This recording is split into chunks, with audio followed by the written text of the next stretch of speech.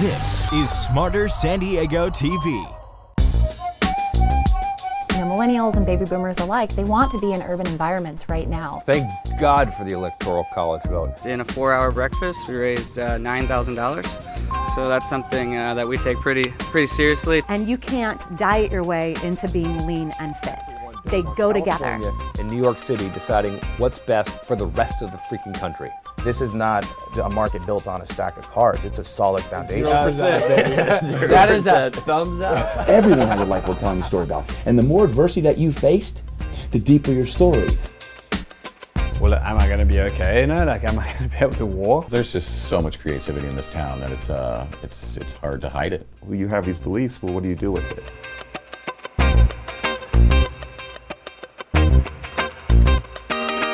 Our next guest wants you to know why you should never sell your San Diego real estate. Please welcome from Century 21 Award, Steve Ploetz. And we're live on the real estate debate. Steve Ploetz is here. Hey, thanks for coming in, man, today to argue with me. I noticed you didn't have anybody to break us up when the haymakers got thrown, so maybe some of the staff can jump in. Well, this is really hitting home because you said this before on the show that you don't think anyone should ever sell real estate in San Diego. That unless you have to, you should not sell your real estate in San Diego. And it appears that everyone is listening to you. Whether they've heard my voice or they're just... It's caught on, yeah. This thing where no one wants to sell their house. And so we have this environment where there's very little inventory and the market is just sort of, it's jagged a little bit. Right. It's sort of like if you've ever traded a stock that isn't traded that much, the chart looks really jagged. It's messy. So that's kind of where we're at. So first and foremost, why in the world is this your stance that you should never sell unless you have to? Explain that to me. Well, I'm going to start with trying to summarize your stance, which is your stance in a nutshell is buy low, sell high. Yes. Is that comfortable? Yeah. Okay. Or buy high, sell higher. That yes, also works. That also works. But take profits. Get out of the market when you've got a profit. When it's appropriate to get out of the market. Yeah, I think so. Okay. So let's look back, because it's easier to look backwards than it is to look forwards. And if we look backwards, let's just say hypothetically that we're starting in 2000. And there's a home buyer. We'll call him Mr. Savvy. Mr. Savvy buys a house in 2000. What's a fair price? $300,000 for a house in San Diego? Sure. Okay. So what would that house be worth at the top? Who knows? 500? Okay. Okay. At the very bottom, 2009, 200? Okay. And then today we're probably back up to 500. Are you comfortable with these numbers? So far, so good. Because I'm setting up, you can see the set, I'm setting you up here. So in your style, Mr. Savvy buys in 2000 for $300,000. He sells at the peak of the market, which is when? 2005, 2006? Sure. Okay. He sells it for $500,000. He makes $200,000. Now, of course, he's paid his principal down. He's got to pay commissions. But for simplicity, we're going to say he makes $200,000. Okay. Then he gets out of the market, and he waits because he's going to wait for this to soften, and because he listened to Ask Mr. Credit, who said, "Get out of the market. You got to get out." So he listened. He got out of the market. He waited. Of course, he rents. We'll just use round numbers, $2,000 a month. So we'll call that $25,000 a year. He's got his $200,000. He rents from 2006, 7, 8, and buys again in 2009. Probably 10. 10. Probably okay. buys in 10. So he buys in 10. So he's rented at $25,000 a year. So there's $100,000. Now he made $200,000 on his purchase. So now he's got $100,000 and he's buying back in, and he buys the same house. Same exact house comes back on the market. It was a short sale. Now it's worth $200,000. So he buys that same house. He puts $100,000 down, and then from there, coach me through it. He's in today's market. Are you advising sell today or wait a year? What do you think? I think it's a good time to sell for a lot of people. Okay, and I agree that we're making vast statements about San Diego, which has a lot of local markets, and each person's situation is a little bit different. But so he buys with the $100,000 that he has left in equity. He buys a $200,000 house. Today it's worth $500,000. He sells it, and in real estate alone, things are going really well. He's made $400,000. Yeah. And of course, he's working a real job, and that's after paying rent. That sounds fantastic in theory. Here's my opinion what happens in practice. What happens in practice is Mr. Savvy buys in 2000. The market is going up. He's been listening to Derrick Evans, and Derrick Evans is saying, get out of the market. And he has heard, better to sell too early than too late. So it's 2003. His $300,000 house is worth $400,000. He says, I got $100,000 right here. I can take $100,000 off the table. Hell yeah, I'm going to take $100,000 off the table. So he sells. But it's 2003. So now he's going to wait until the market softens. 2004, 2005, 2006, 2007, 2008, 2009, he's renting. $2,000 a month, $25,000 a year, about. Helps my example if we round it up a little bit. I'll give you that. $150,000. Okay. Now he's down $50K. Because he made 100, but he just rented for 150. You know, the only thing you're missing with this theory? Tell me what I'm missing. A big gray beard. That's the only thing that you're missing with the gray beard theory is a big gray beard. I'm with you. And I see you want to jump in, and I'm not going to let you yell. The problem with your model, in my opinion, is that it requires that you be savvy, informed, pay attention to the market. These are all obvious. Shoot, we live in the greatest country in the world and arguably the greatest city in the world. Why wouldn't we be informed? Why wouldn't we follow markets? Why wouldn't we check up and recognize that when things happen in Brazil, that all of a sudden, and the Brazil market goes down, that now I need to invest in emerging markets? But people don't do it. Well, I need a pin because I didn't know I wasn't going to be able to come back. This is what you're doing, right? You want me to forget all my points. This is part of the plan, for sure. Is it still my floor? Can I keep going? Yes. So, you talked briefly about markets, and you talked about how they jump all over the place. And I saw a slide, which I will send to you that we can post, which is, and the stock market is different than real estate in that the stock market is more liquid, but there are some similarities in the trends. Sure. That was a study that showed somebody that invested January 1st, 1997, $10,000, and today, and where it would be today. And if and it tracked the S&P. So if they stayed in the S&P, their return would be 7.68%. So again, for making my models look good, we're going to round it up. Oh man, he keeps doing this. 8%, let's just say. Okay. So you buy in January 1st, 1997, $10,000. Today, you've made 8% on that money. If you missed the best 10 days, so that means one day, and it's the best day, one day every other year, your 8% investment goes down to, 8% return goes down to 4%. You miss 20 days. You miss one day every year. One good day, the best day. The best day. Yeah, that's not just one day. That's a good point. The best day. It seems extremely hypothetical, Steve. This is a way hypothetical. This is a way hypothetical. So you miss the best day, your 8% goes from 4% to 1.5%. That is one day, the best day, that you're out of the market if you don't get back in. Simple, and the final stat I will say on this, and again, we're talking stock market, which is slightly different than real estate market. But in that situation, they said that 6 of the 10 best days came within 2 weeks of the 10 worst days. Brexit's a simple example. You lose 8% on your return in 2 days. Everybody goes, oh hell, get me out. I want to put all my money in cash. Then 3 weeks later, it's new highs. It's bounced back. It's gone everywhere. Yep. You can make more money in your model. You can lose more money too. And I guess my advice would be, if you watch the real estate debate, Smarter San Diego, and you listen to Derrick Evans every single day, 100% of the time, do the model. Get in when he says get in, get out when he says get out. Otherwise, my model, you bought in 2000 for $300,000. It went up to $500,000. It dropped back down to $200,000. Today it's around $500,000. Again, hypothetical numbers. But the big thing is, if you were in a fixed mortgage, you're 2/3 done with your payment. You're about, rounding again to make my numbers better, you're about 20 years in. I got to figure out how to get in on this rounding thing. This little edge. It's really effective for arguments. Keeps rounding. I use this at home a lot. I just round the numbers. So babe, let's say I've been the best husband in the world. Forever. For a long, long time. Just round it.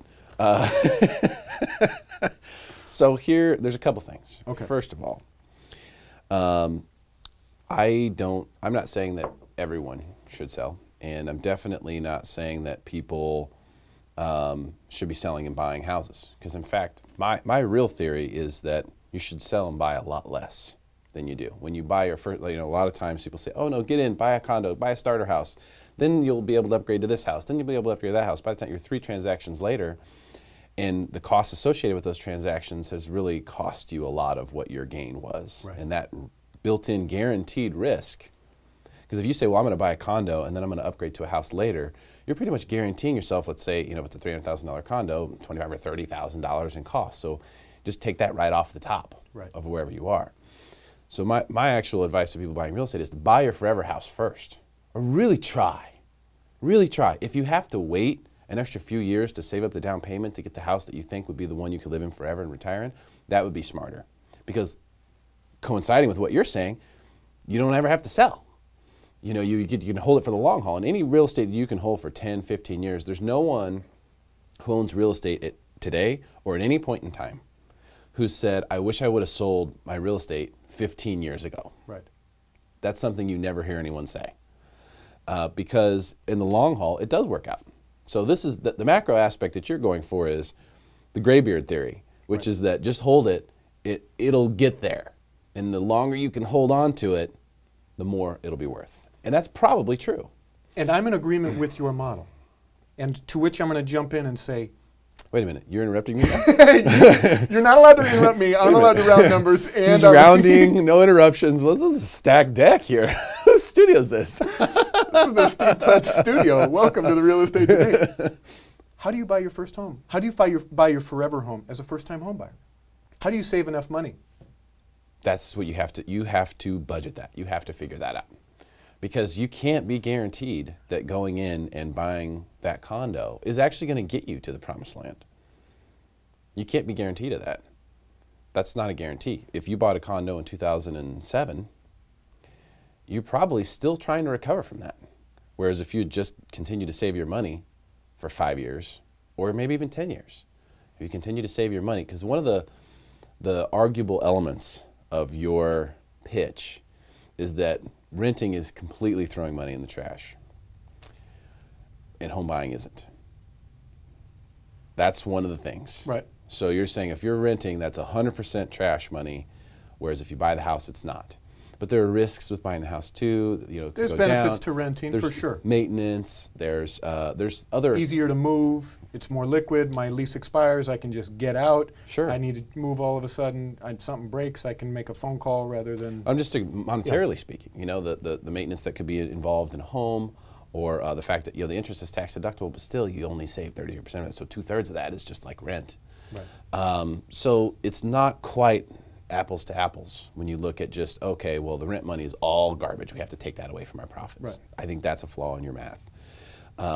But I do think, and this is where I'm at right now, I do believe strongly that a lot of people who want to sell or have wanted to sell for the past couple years but can't pull themselves to do it because every month they look at Zillow, or every day they look at Zillow, and it just ticked up a little higher. Yeah. So they just sit there.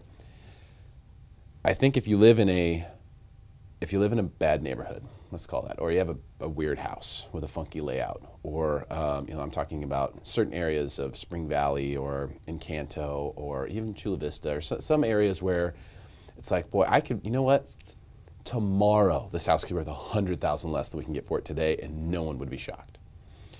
Those people who have wanted to sell, who need to sell, need to downsize, they're empty nested, whatever it may be, I think it's a good time to do it. And I'm just saying the sell side. I'm not saying you won't get raked over the coals on the buy side.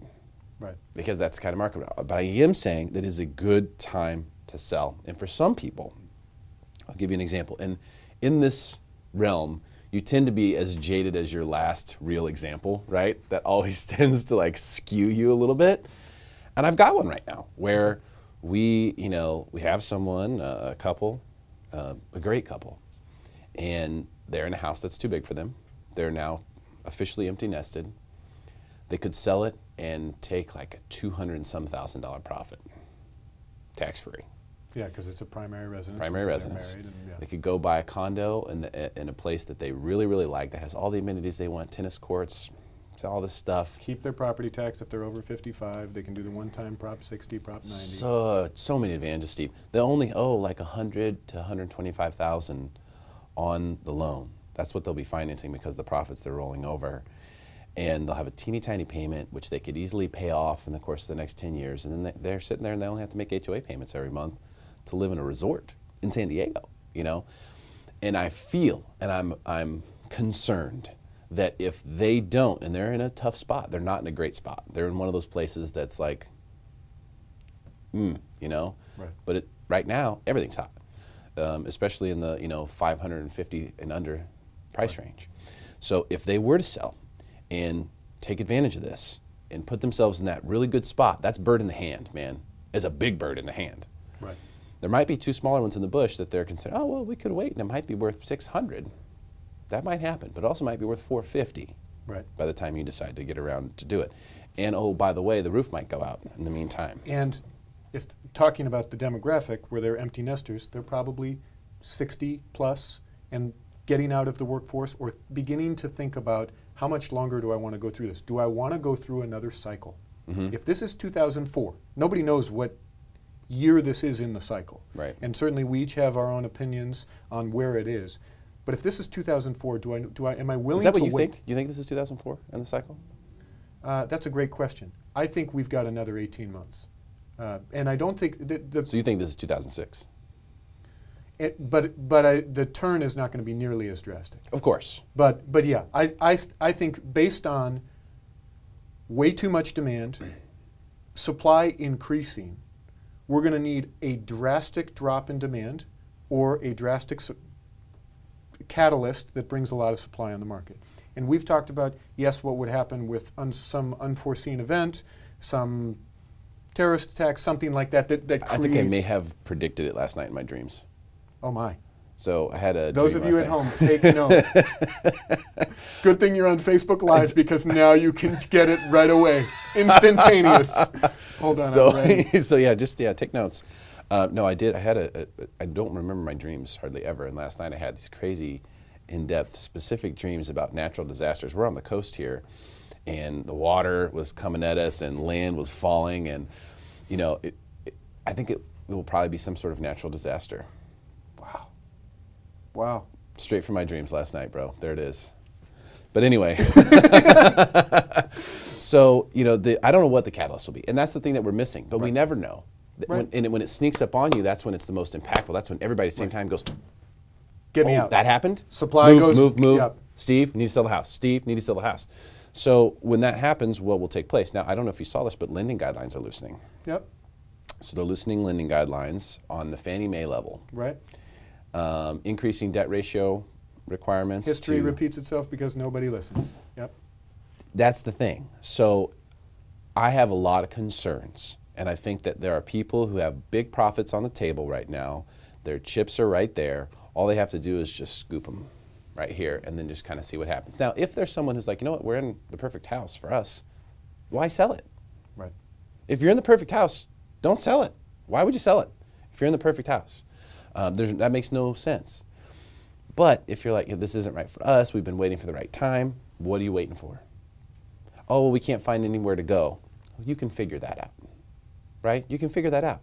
Sell while you have the chance to take your money off the table. If you have to rent for a year or two while you're looking for that perfect place, I think that's okay. I think that's okay.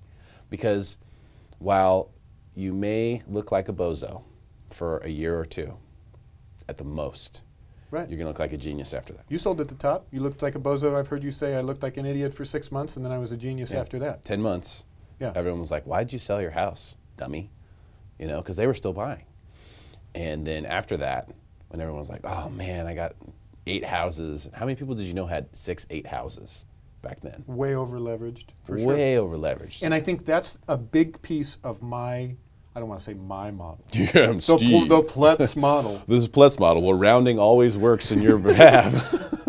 You got to work conservatively. You got to work with numbers that make sense. You got to get in fixed mortgages. You got to make sure that if things change, my job situation changes, that I am in a comfortable fixed situation.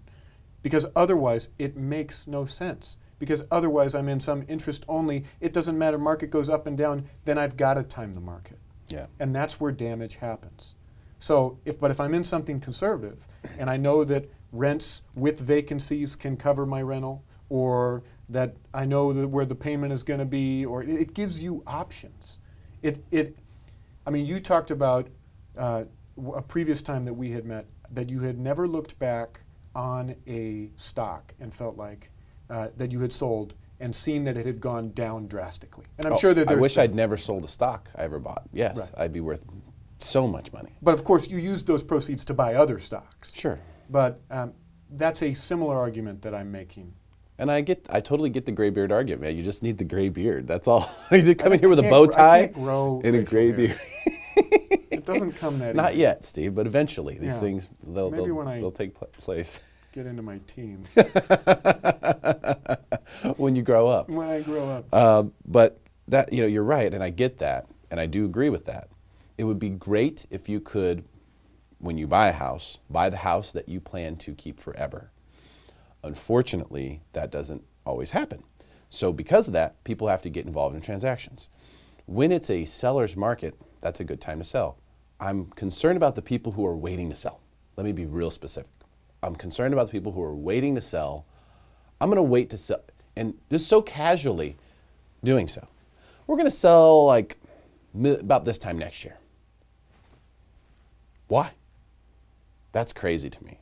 That's crazy to me because I'm jaded, because I did talk radio for 10 years and listened to everyone's problems. Right. And what happens is if you say, well, I'm gonna sell this out here at that time, who knows what the market's going to be like during that window?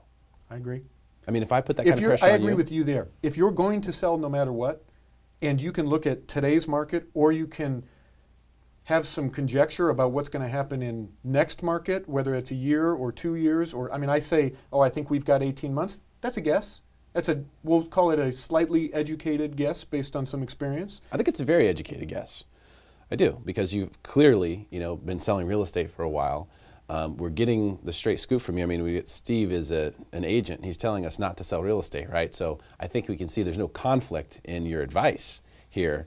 But it's true that people do need to sell real estate. Right. They do. For a lot of reasons. Not everyone can keep this house and buy the next one. Right. Which is what you recommend. Don't sell this one. Just buy the next one. Right. Keep it all. And that's great if you can afford to. A lot of people can't. Right. But I do think that people who are waiting for a better time to sell, or who are just assuming that the market will be good next year. Oh yeah, we're going to sell this time next year. We have no concerns. I think that's dangerous. Those people aren't listening to you or me. Right. They've created their own third gray beard. Nobody recommends that. One of us is right and one of us is wrong. Nobody else is right. Well, here's the thing we're starting to see. Like loosening of lending guidelines. Right. Okay, that's a problem and that's a red flag in my opinion. We're seeing price reductions in some of the hottest markets in San Diego, Carmel Valley. Look at all the price reductions. How is that possible? If you look at it, you go, price reduction in Carmel Valley must be because the sellers are out of their minds. And you go and look at it and go, no, they're actually priced pretty right. Why are we seeing price reductions? Why is the activity down? It always starts in the $1 million+ market, right? That's where it starts. Oh, we're seeing price reductions. Oh, we're seeing stuff sit on the market. The signs are there, man. But if you have a house that's worth under $600,000, you're going to be fine for a while. If you have a house that's $800,000 in Escondido, then you need to pull the trigger. Pull the trigger. Or if you're in a bad house, okay, when I say bad house, I mean a bad layout, a tough, an awkward layout, where in a market where there's lots of houses to choose from, no one would buy that, sell that house today. If you're in one of those neighborhoods that has historically been known to be a bad neighborhood, even though it may be on the up and coming, that's one also. This is a good time. In your opinion. In my opinion. And that's where I disagree. I know, you think hold on to it, I get it. Right. But in my opinion, yes, because if you have that house, they're selling houses in Encanto for almost $500,000. If you still have that house in 2 years and that's when you decide you want to sell, it could easily be back to $350,000 again. Right. Easily. And for a lot of those people, that sale would then represent proceeds for them that would be the most money they've ever had at one time. I'm in agreement with that. And certainly it's unfair for me to make a sweeping statement about the entire San Diego market. I mean, I'm not going to pick on Encanto as much as you've picked on Encanto, but if I had... It's just everyone knows that, you know, that's just widely known. If I had a piece of property in Alpine, I don't, but if I did, and my thought was, well, I'll get out of this property and I'll buy another and I'll rent it out in Alpine. I don't know what the rental market looks like in Alpine. Gotcha. And so there would need to be some things that, I mean, obviously each situation is independent and needs to be looked at. And that's why you need a professional that can give you some advice. But I think that too easily people think exactly as you talked about, well, just trade up, trade up, trade up. I'll go from condo to townhome to house to Carlsbad to La Jolla. West, yeah, exactly, to Beverly Hills. And it ain't that easy. And I don't want it, and I do think that there's a demographic that doesn't want to sell just because they look at, sell this house that we've lived in for a long time and rent. The rental market is stupid. The rental market is stupid, is stupider a word? Is more stupid, stupider than the sales market. I mean, and I don't know. There's valid arguments on both sides, but certainly something to consider. All right, let's do a couple, let's see, Lexi Medgaus. Oh, Steve rules, she says.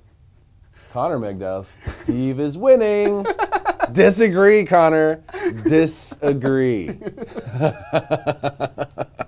But I mean, it is. Lexi and Connor. It is. It is. The clients of yours or friends of yours? Friends, family. Okay. Yeah. Family. Okay. So that's the reason. But I mean, it's true that ideally, yes, you could buy something and hold on to it forever. I just don't see that everyone's in that situation, and I keep seeing people wait. And you know what? They've been right. This is the hard part, Steve. People who've waited to sell have been right. Yeah. And so their sort of natural action is to continue to do that. Right. To continue to wait. Well, it's just going to keep getting better. It's just going to keep getting better. It's just going to keep getting better. And then when they all collectively decide that we've hit the top, which they will, it's going to be an article in the UT or a natural disaster per my dreams or whatever. Something is going to trigger everyone going, okay, we got here, time to go. And you'll see just waves. And then the people who were thinking about selling, when their neighbor beats them to it and the sign goes in the yard and they go, shit. We need go $10,000 underneath them. Yeah, we need to get ours on the market. Yeah. You know? Whereas right now, people see neighbors' sign go in the yard, they go, oh, let's wait and see what it sells for. To which the argument is the same as Brexit. Brexit happens and people lose 8%. I would say the mentality is similar where people say, I just lost 8% in 2 days. I need to get out. I need to be in cash. I need to be in something safe. And I think it's at those times that you need some kind of professional. In that case, it wouldn't be a real estate professional, but you need a professional that can look at it and say, okay, hang on a second, let's look at data. Let's figure this out. Is now the time to do what you want to do? What are your goals? What are the things that you want? Should we be selling or should we be buying? Right. That's the thing. Should we wait a year and buy as much as we can? And that's what I'm concerned about, is that everyone's going to put their house on the market, and that's actually going to present a great time for buyers, but they're going to be selling. That's my concern. So for all the buyers, a lot of buyers have checked out of this market. For them, that'll be a great day. That'll be a great day. But for our sellers out there who have a chance to really cash in, I think they'll miss the boat. So let's see, we're going to do an official internet vote right now. Let's see, oh, it looks up. Steve sells. Julie, thanks, Julie. Steve does sell. He did a good job. Thanks for coming in, man. Really appreciate it. Thank you. Awesome. Great stuff. All right, appreciate the comments. Share this post if you thought it was informative. And of course, like this page, The Real Estate Debate. We'll see you next time.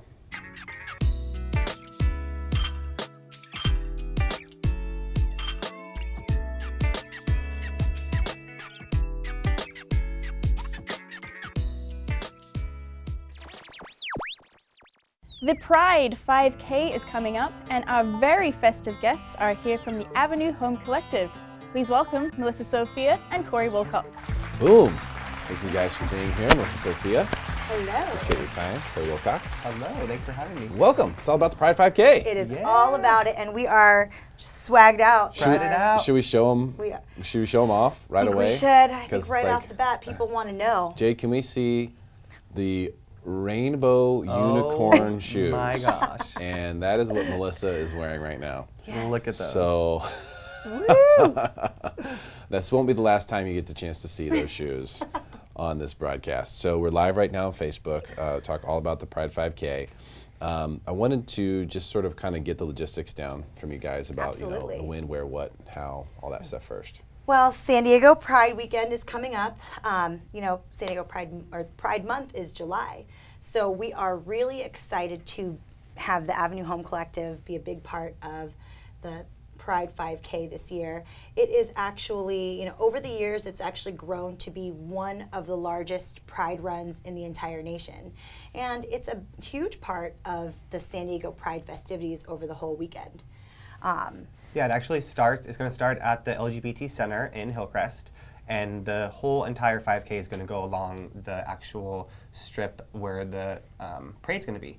So there's going to be a lot of fun stuff along the rock route. There's going to be so many people out there doing everything from giving water. I'm sure there's going to be people out there just high-fiving and giving hugs and saying hi. Parade route is so fun. Have you ever been down? Oh, yes. I sure have. The most fun place in San Diego all summer. Yeah. Guarantee it. And the 5K runs right along the route. So. Yeah, and so for me, it was just like, it's like a huge party, right? I mean, like, that's what I saw. Was just like, just a pure party. Just music, bands. Just pure partiness, like defining the word party is what this is. It's absolutely a celebration of life. But you know, the mission of San Diego Pride is actually to foster respect and pride for LGBT communities everywhere, locally, nationally, globally. So it really gives us a chance for all of us to, you know, answer a call to action, and stand united. You know, there's never been a time where our voices need to be heard to stand up for LGBT rights. And you know, we're so excited to be a part of this. There's not a better time for this kind of event to be going on. Again, like Melissa was saying, this is the largest 5K that there is in the nation here in San Diego. And with all the other demonstrations we've been having for Pride in general here in San Diego, it's going to be a huge, huge win for the community and for San Diego too. So, what do you guys think? You know, this is the underlying idea behind this event is to what? Let's say for people who don't know, that they're just like, ah, what is this? You know, it sounds like a bunch of people just being silly. No. It is a big party. Yeah, it is a big party, but that's a big part of it. What's the serious element? So the theme this year of San Diego Pride is Allied in Action, United for Justice. So, you know, along with the big party, obviously there's a block party, there's a music festival, there's the 5K, you know, which is for us very serious runners and walkers who are going to be possibly wearing unicorn shoes. Are you going to run in those shoes is the question. Well, those rainbow unicorn shoes for the first time in my life. I've never seen those. You know what? I just might give it a try. 5K, what is that, like 3.2 miles? I guess you could do it. You'll have to come out and see if I break my ankles or not. I think you could do it, but you might need to hold hands with someone. Yeah. Well, that will definitely be happening. Yeah, this is, you know, along with all of the fun party stuff, there are a lot of really amazing speakers, and this is just a great opportunity for people to share their experiences and band together and really stand united to share, you know, some of the successes and the struggles that, you know, we've been facing over the last year. And, you know, this has been a very tumultuous year for LGBT rights. And one of the big things that I really like about this event too is during the actual festival, a lot of businesses come out and show their support, and you really see what businesses in San Diego are supporting the community. There's a big festival that goes around the whole entire loop down at the bottom of Balboa Park, and there's just so many people there. So it's really great to see the businesses that are supporting the LGBT community here in San Diego. So is it about the community banding together amongst themselves, or is it about more the community molding and meshing with the rest of You know what? San Diego? It's for everyone. This is a great opportunity for everyone to come down and, you know, just join in the fun, learn what it is to be a part of the LGBT community and show your support. Maybe you have never been to an LGBT event. This is a great time to come down and find out how you can support, how you can help. You know, this in particular, the part that we are helping support is the Pride 5K, which that is actually held by the front runners and walkers of San Diego. So what they do is they fundraise for a really great cause. They help the San Diego Center for Youth Housing and their project, and they also, you know, fundraise for Pride community grants. And, you know, that's why we're really happy to be a part of that particular part of the San Diego Pride festivities. Yeah. Now, these shirts here, they have the Avenue. Yes. We on have them. one for you, Derrick. What? We do. Because, you know, we'd like to invite you to come out and walk. Let's see what size it is. This is how you know what people think about you here. Let's see. We bought you some clothes. Let's see. Okay.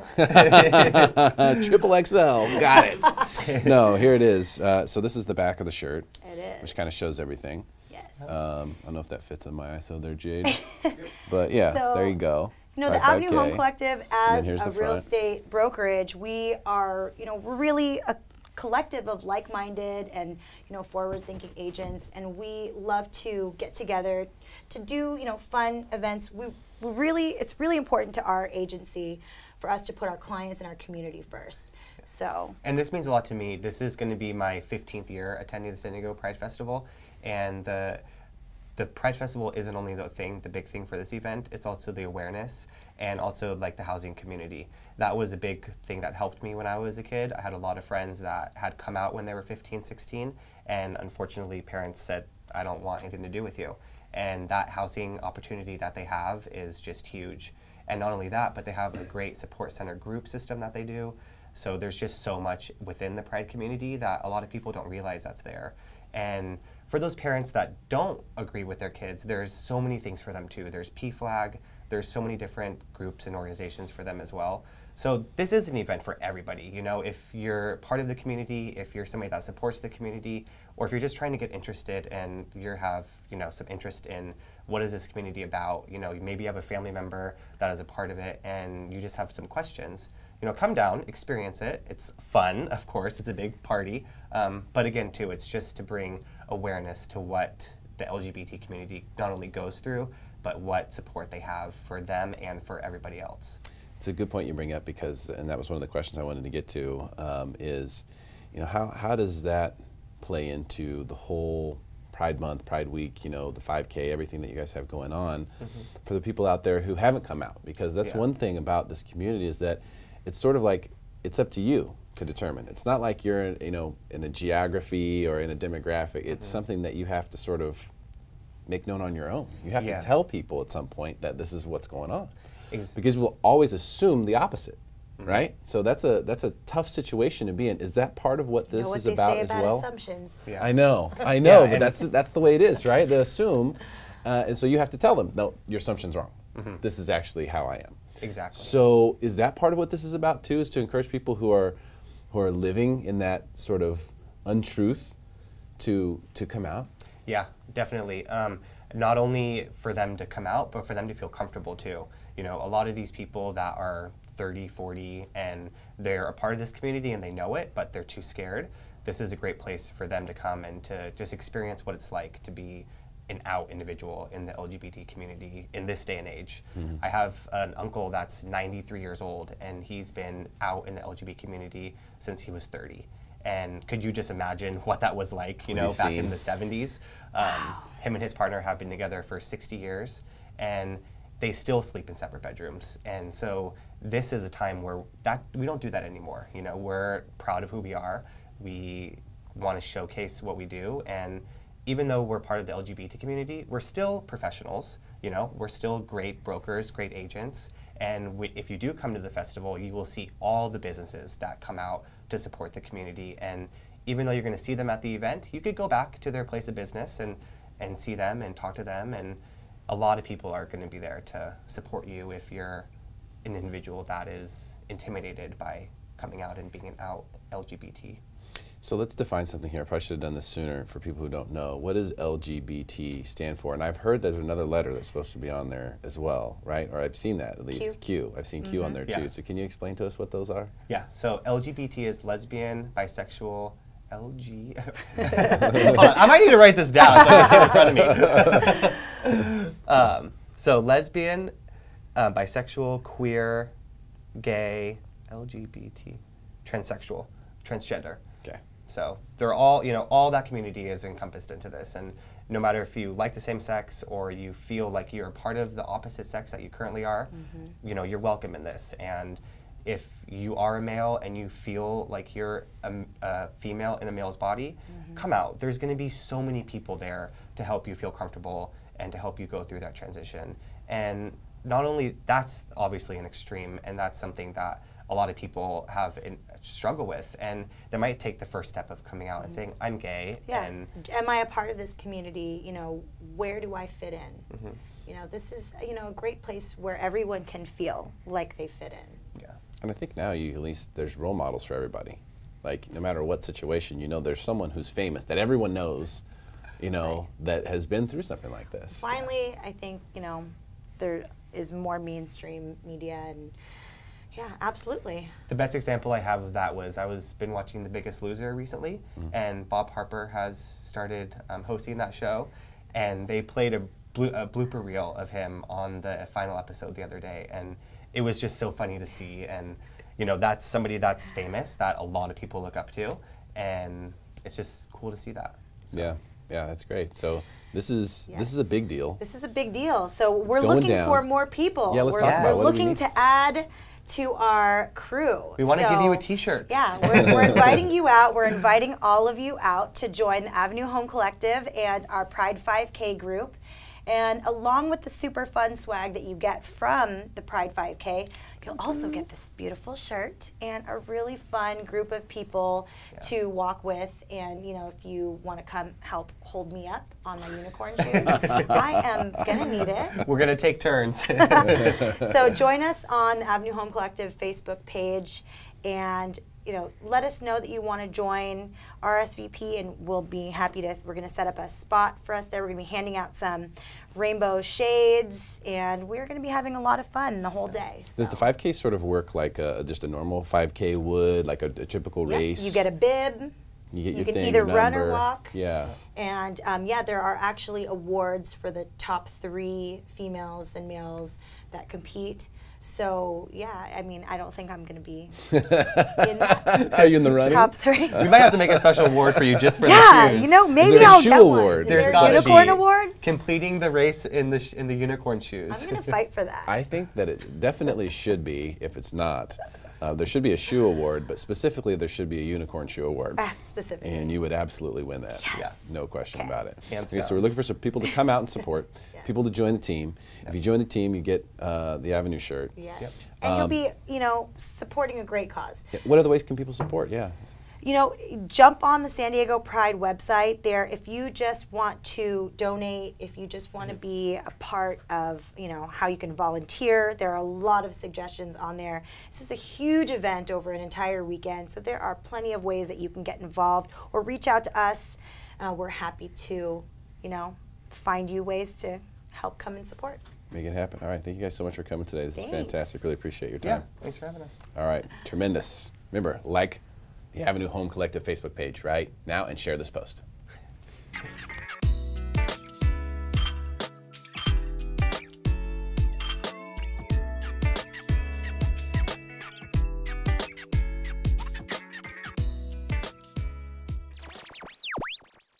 Our next guest is one of America's top 30 under 30, and he's here with some steps for success. Please welcome Anthony Manzon. All right, we're live with Anthony Manzon. What's up, my friend? Derek, thank you for having me again. Jacket is fresh. Thank you, thank you. It's my favorite one. Out freshen me every time, brother. Check out those polka dots in the middle. Can you guys see that? That's the best part about it, right? Nice. So first of all, congrats on top 30 under 30. Thank you. Huge deal. Because, just to even have the opportunity to be nominated for something like that is a big, big deal. And then to get it is awesome. I think that real estate is one of those businesses it's perfect for, if you're an entrepreneur, it's a perfect business because it's one of those businesses where there's so much opportunity. It's really up to you. But that's also why so many people fail at it, because it's really up to them. Yeah. And a lot of people need to be told what to do or they need to be managed. And so it's not for people like that. You've brought today your 3 principles of success, and I'm sure this ties directly into what you do with your real estate practice. Yep. So, when you got started, just a little background, I remember the story. You know, you had to pay for a wedding. Mm-hmm. You were getting married. So you had that motivation. You think that was the right way to start in the business? Yeah, I mean, and anything you start with in the business, for me personally, the wedding was the big why. So, you know, we took all of our wedding savings and we put it towards our business, basically. And if we didn't succeed in our business, we wouldn't have a wedding. We sent out the invitations early before we even spent all the money, so we couldn't exactly go back and tell everybody, hey, no more wedding anymore. We didn't make it in real estate. It was succeed or no wedding. And you have to have a big why associated with why you work every day, your reasons for success, in order to really push through your ceiling of achievement and get to the next level. Yeah, so you started off right away extremely motivated. Yep. But maintaining that, I mean, a lot of people can get motivated for an event or for a month or something until they hit a big roadblock. Or while things are easy, let's say, the business is easy, everybody's getting business everywhere. They don't have to work as hard for it. But these principles for success are about maintaining long-term success. And not just in real estate, but just in whatever you're doing, right? Anything. Yeah, I mean, success, it's, a bold law we say, success is simple, not easy. So, I mean, everybody knows what you have to do to be successful. Everybody knows what you have to do to lose weight. Eat less, work out. Everybody knows that, and yet why is it so hard that people can't do that, you know? So should we just jump right into it? Let's do it, dude. Yeah. All right, here's my first one. My very first success principle, in order to be successful, this is my favorite one, to be honest. I chose this first because it's my favorite. It's a bold law, and it's your business grows to the extent that you do. Let that sink in. Your business grows to the extent that you do. Your personal growth? Your business growth, personal growth, whatever kind of growth you need, you need to go through in order to become successful. So the way I like to explain it is, let's say, for instance, your goal, if you're a salesperson, your goal is to sell 20 houses in 1 year. Or let's say you want to make $100,000. You can't make $100,000 with the mindset of somebody that makes $50,000. You can't make $100,000 with the habits of someone who makes $50,000. Does that make sense? Okay. So what I say is, when you break it down, you have to have the mindset, the skills, and the habit of someone who has the goal that you want to achieve in order to have those results. So if you want to make $100,000, you have to have the mindset of someone who makes $100,000. You have to have the skills of someone who makes $100,000, and you have to have the habits of someone who makes $100,000 in order to go make that happen. You don't just accidentally trip over something and then hit your goal. Otherwise, it's not really a real goal. You have to encompass the embodiment of what that goal is to you and someone who's doing that in order to achieve those results. I like that because it's a more dynamic answer than you typically get when someone says, you know, is backing out the math. Well, I need to make, if I make 200 calls a day, I make 200,000. So if I make 300 calls a day, I'll make 300,000. But there's only so much time.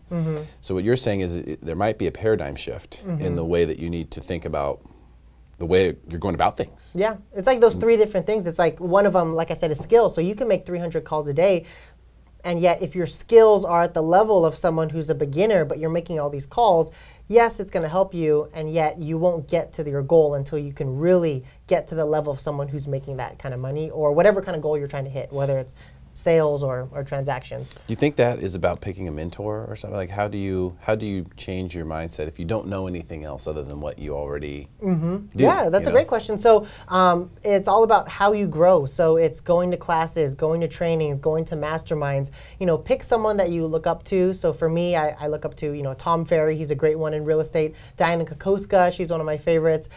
Pick someone who you look up to, who you love the success that they have, and become that person. Like, find out about their habits. What do they do every day? Most likely they're reading a lot. Most likely they wake up early. You know, I don't really know any successful people that sleep in all the way till 12 o'clock in the afternoon, go out and party with their friends, and then wake up every day saying, I'm going to make this kind of money. You know, you have to encompass those habits, the skills, and the mindset of that person in order to hit that goal. Interesting. And then when you want to get to the next level, you got to find out someone who's on that level and then raise your game to get to that level. Just saying, mostly what I'm hearing is that it's about knowledge acquisition. It's about learning, being willing to learn, being open-minded, looking at what other people are doing, and just trying to absorb as much information as possible. Yeah, and I would say, honestly, one of the most important things is learning and the habits. Habits are huge. You know, habits, you know, whether it's having the discipline to sleep early because you know you have a big day the next day and you want to perform at your best. Having the habits to wake up 5 o'clock every morning so you can set yourself up for success by having breakfast, exercising.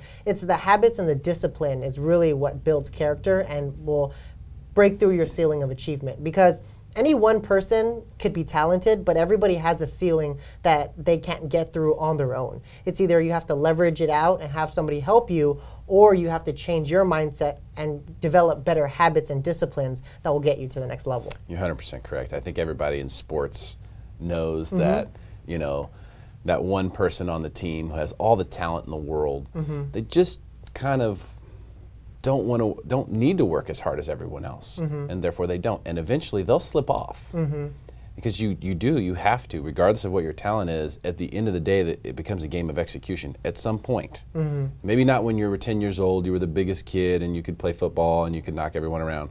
But by the time you get to college, that doesn't matter anymore because everyone's as big as you. So it's more about, like you're saying, the habits, the things that you're doing, the rituals. How are you training yourself? How are you training your body? Whatever it is that you're trying to achieve. But those are the things you can instill early. And that really pay dividends over the long run. Yeah, you can instill them early, or you can make the decision right now that I'm going to make a change. My goal next year is to, let's say, double your income for next year. So what kind of habits do you have to create in order to double your income? When I talk to other agents and they say, you know what, I've been stuck at 10 transactions a year, my income is stuck at this for the past 5 years, they say, what's wrong with me? It's like, there's nothing wrong with you. You just have the habits and the mindset of someone at that level. In order to get to the next level, you need new habits and you need a new mindset to get there. That's awesome. That's great. It's so cool when you just break it down to simplicity because it's just so logical. It makes so much sense, right? It does. It makes so much sense. And for some people, they may not want necessarily to double their income. Maybe they want to make the same income and spend half as much time working because they have 3 kids and they want to coach t-ball or in soccer or whatever. Everyone's goals might be different. Yeah. So you have to start there and then figure out, okay, well, what habits do I need? What mindset do I need to achieve this specific thing? Yes, and then go learn that is what you're saying. Yep. Tip number 1. Awesome stuff. All right, let's dive into number 2. Number two is, this is a pretty common one we hear a lot, is surround yourself with high-level thinkers or people who are also hungry for success. So that kind of ties into number 1 when you think about it, because when you surround yourself with people who are high thinkers, who are hungry, what does that really do for you? That you pick up their habits, you pick up their mindset. You surround yourself with people like that, so you start to become like that. And when you surround yourself with people who are high thinkers and high achievers, you naturally start to bring yourself up as well. And also, it could be the reverse. If you hang out with people who don't have strong discipline or don't have big goals, it's going to bring you down because you're going to encompass their habits and their mindset and their discipline. So it's very easy. Let's say you're a big producer and you start hanging around with people who are a lot lower producers. You start taking in their mindset, their habits. You start to become more like them, and there's nothing wrong with that. It's just if you want, this is all tips to get you to the next level. You know what I mean? Yeah. So if you want to get to the next level, surround yourself with those people who are thinking differently, acting differently, and have different discipline so that you can ultimately break through your ceiling of achievement. Yeah, you'll sort of naturally gravitate towards those things, the people that you're hanging out with. And it doesn't necessarily have to be, we're not saying like ditch your friends. You know what I mean? That's not what it means. It's more like, hey, who are you talking to? Who are you spending time with? It could be during the work day. Talk to some people who are successful at what you do as often as you can. True. Right? Yeah. Like talk to those people. Because what you can learn is you can learn how not to spend a whole year figuring out that doesn't work. Yeah, seriously. You can save yourself that whole year when you talk to someone who's like, oh yeah, I did that, we tested this and this, and here's the thing you should be doing. Exactly. And you just go, bam, wow, all I had to do is sit down, ask for coffee with this guy, and now I got all this information. So that it goes back to knowledge acquisition and studying up, but this is more relational now. Because it does happen. If I sit here and I have a meeting, if I have 3 meetings a day with people who are all, let's say, network television superstars. Yeah. How long do you think it takes before I become a network television superstar? You know what I mean? Half the amount of time it would take if you try to do it on your own. Correct. Seriously, that's it. Or even quicker, maybe. So that right there is big, because I think one of the things that most people are hesitant about is even reaching out and asking. Like, for example, if you had an agent, a brand new agent or something who's seeing this, and they're like, man, I want to be like Anthony Manzon, they're afraid to reach out to you and say, hey, Anthony, would you have a coffee with me and give me a tip or help me, in some way? They're afraid to ask. And that's something I think if we could encourage people today to ask. You'd be shocked. You'd be shocked at how many people, people who are television personalities, radio personalities, producers, huge name CEOs that we've been able to get in touch with, have sit-downs with. I don't want to call them out, but the CEO of WD-40, responded to a LinkedIn email. Wow, amazing. It's crazy. But because so many people think they're too busy, they won't respond, you can be the one person who doesn't think that way, who doesn't have that sort of restriction in your thought process. You think, you know what? I will reach out. Yeah, and you have to be okay with no. Like, you have to be okay with rejection. I don't know anyone who's successful that didn't face rejection and push through it. In real estate, they always say, the more no's you get, the closer to yes you get. And sometimes it takes 20 no's to get to one yes, and there's nothing wrong with that, because that one yes could change your life, could change your mindset, could change everything. And all you need sometimes is just one yes. So, another thing, going back to your friends and family, it's like every time you say yes to something, you're saying no to something else. So, when I first started, it was no 99% of the time to my every one yes. Friends would say, hey, Anthony, want to come out to the bar and drink with us? Sorry, guys, I got to practice my scripts today so I can wake up early. Hey, do you want to come with us on the Saturday? We're going to the beach. Sorry, guys, I can't go. I'm going to be doing an open house. So in order to be successful, you're going to have to say no a lot, and you're going to have to say yes very few times. But eventually you start to notice that you get to start saying yes to more things. The more leverage you create, the more successful you become. Yeah, there is definitely a period where you have to be willing to hunker down and really hone your craft. Yeah. And to mention, to backtrack just a little bit, you said that everyone faces some adversity, everyone who's successful. I would say, even more so, everyone who's been really successful has faced major adversity. Major adversity. I don't know anyone who just shot straight up like a rocket. Yeah. No, with never seen it. Well, they might have, and yet there was a lot of rejection, and they just pushed through it. They kind of just juggernauted through the rejection. But that's adversity, right? Yeah, and that's a good thing. You have to, and it builds character. One of my favorite quotes is, don't compare your insides to other people's outsides. What you see on the outside you don't know what's going on the inside. You don't know how many hours it took to get where they're at. You're just seeing the finished product or what it looks like right now. So don't compare what you're feeling on the inside to what other people are projecting on the outside. Very, very true. Gary Vaynerchuk is actually a guy who, he actually preaches that now, but he was one that they said, oh, overnight success, that people were saying that about him. It's like, what? What?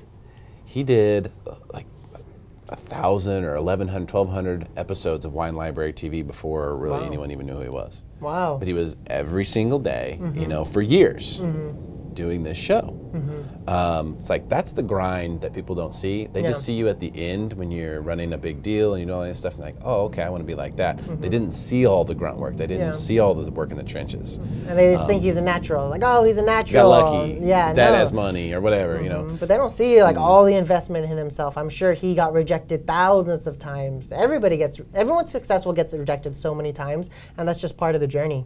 Yeah, because that's okay. The idea that it's going to be so nice, neat, little gift wrapped present. Here's success. On Christmas morning, it doesn't work like that. No, not at all. Never. You have to go get it. All right, number 3. Number 3, your schedule should reflect your goals.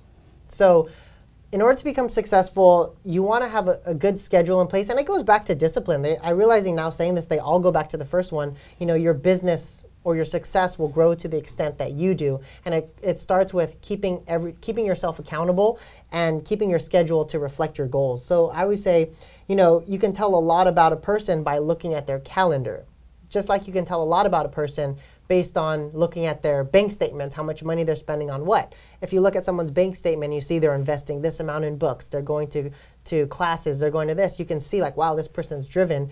Just like the same thing with your schedule on your calendar, you should schedule in what time you're waking up in the morning, when you're exercising, when you're reading, learning time, growth time. When you have a good calendar in place, your goals become a byproduct of your schedule. So if you want a big goal, in order to hit that, your schedule should reflect it. If you have a big goal and you look at someone's schedule and it's like, oh, there's nothing here, wake up at 12, movie with your friends at 4 o'clock, it's like, the schedule doesn't reflect the goal, so it's obviously not important. Your schedule should reflect what's important to you. Wow, so your schedule should be aligned with your goals. Here's an interesting idea. why not, if you're watching this right now, go look in and look at your calendar and just try to look at it. And I'm not saying judge yourself, but look at it as though there was no name attached to it. Forget that it's your schedule. And just how would you expect a consultant that you hired to come in, look at that schedule, and what do you expect that they would tell you? What would they tell you, and could they even tell what your goal is, or could they even tell that you have a goal? Right. You know, it's good to judge yourself and not judge yourself at the same time. It's because you need a place to start, and the first step is awareness. Like if you're just aware, like you're like, wow, I never thought about that. I look at my calendar and it shows nothing in here.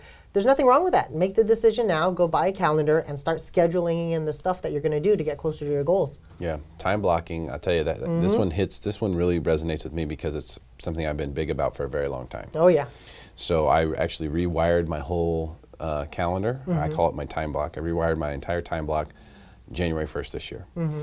Now in the middle of the year, I'm realizing that I need to make adjustments and that next year I'll be completely reworking it again. Because you're right, things, based on what your goals are, you need to allocate time towards those things. So if you know what your goals are, then you have to extrapolate out, okay, how much time do I need to put in to reach that goal, to reach this goal, to reach this goal? And then you layer it into your time block. And now all of a sudden those activities are happening. And that goes back to number one. Now your habits, now your action is aligned with where you want to be, and where you're trying to go. I mean, I can even argue if we look at like a top businessman or a successful person, when you look at their calendar, I guarantee you all of them have very amazing calendars and time blocked like to the minute. You know, like I can't even imagine a successful person without a calendar that doesn't reflect their success. You know, look at the president of the United States, okay? And I'm not talking about this president, any president. Yeah. Their time block is broken down by like 5-minute increments. So like my calendar gets broken down to like 30-minute increments. That's about as tight as I get. Yeah. You know, maybe there'll be, a 15-minute phone call that gets scheduled somewhere in there, but for the most part, it's half-hour blocks. Yeah. Sometimes an hour if it's lunch or something or a long meeting. But like the president, they're breaking their time block down to like 5 minutes, sometimes even less. Like in that 5 minutes, there's 3 things that have to be done, but it's just all written down in 5 minutes. Like if you look at the president's calendar, that's some crazy stuff. And you know what's the cool thing too about what you just said? Have you ever noticed the president's there, and whenever something has to happen, somebody comes up to them, taps them on the shoulder, and tells them this is next. So that's like their accountability person. That's the person that holds them accountable to the calendar.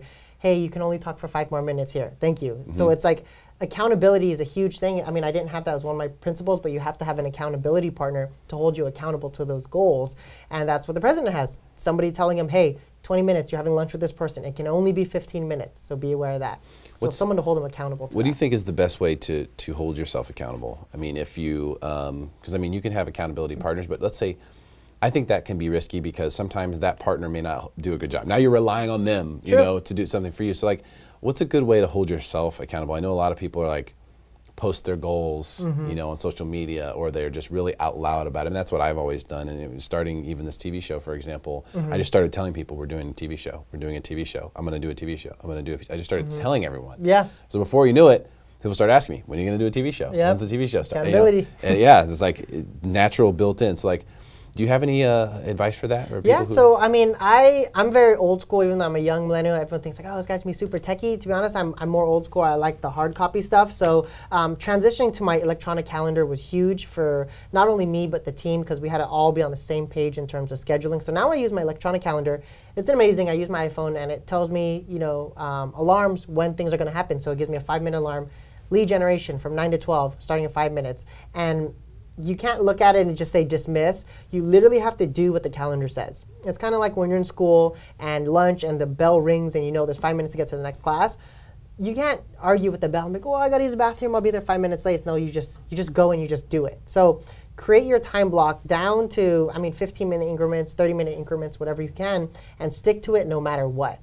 After you've done it long enough, for a week, it will start happening, it'll become natural, and it'll just become second nature. Yeah. It's because you have to develop that muscle. You have to develop the habits as someone who's succeeding at a high level, and they're all doing that. Yeah, and I think calendaring is something that surprisingly, to this day and age, people are still not very good at it. I mean, you notice that if you book a lot of meetings with people, like I do, there's still a lot of people who just aren't very good at it. Even though invites go out and all this stuff, it's something that people are struggling with. Yeah. And I think a lot of times people's excuse is, well, I don't know what's going to happen in my day, so I don't want to I don't want to block in too many things because I might get phone calls from people. I mean, especially in real estate, right? Hey, the phone might ring off the hook. I might have an inspection happening here and this and this and this and this. People might be calling me. I might have leads coming in.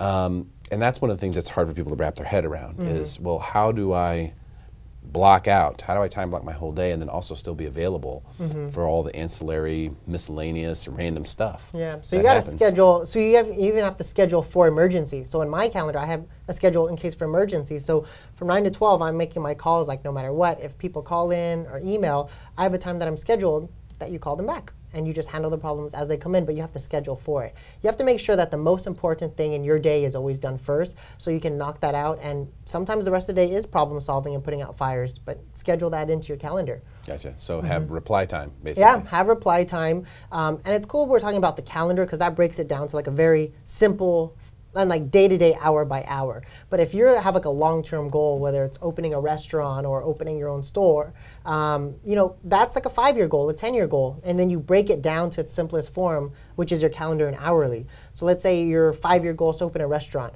We'll break it down to, in 1 year, what has to happen in 1 year in order for you to open a restaurant in 5 years. In 1 year, I have to be a manager of somebody else's restaurant. Okay, cool.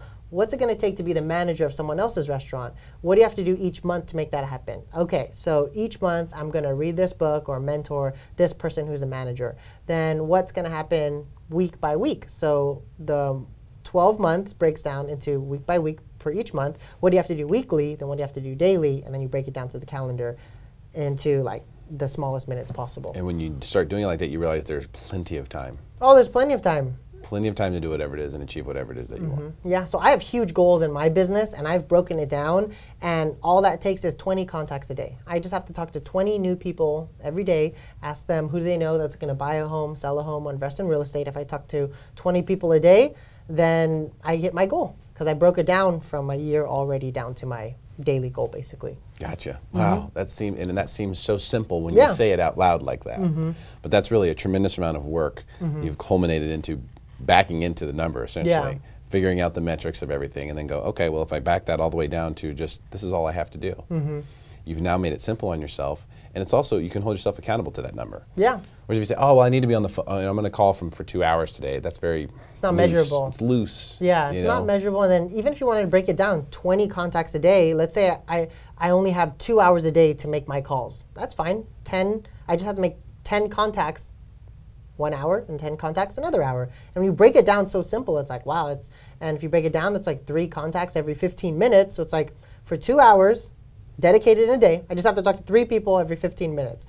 And I can create a big business and hit my goals for the year. So just gotta break it down. It's tremendous stuff, man. Really appreciate you sharing it and coming on today. It's Thank really, you. Really terrific stuff and a terrific jacket. Yeah.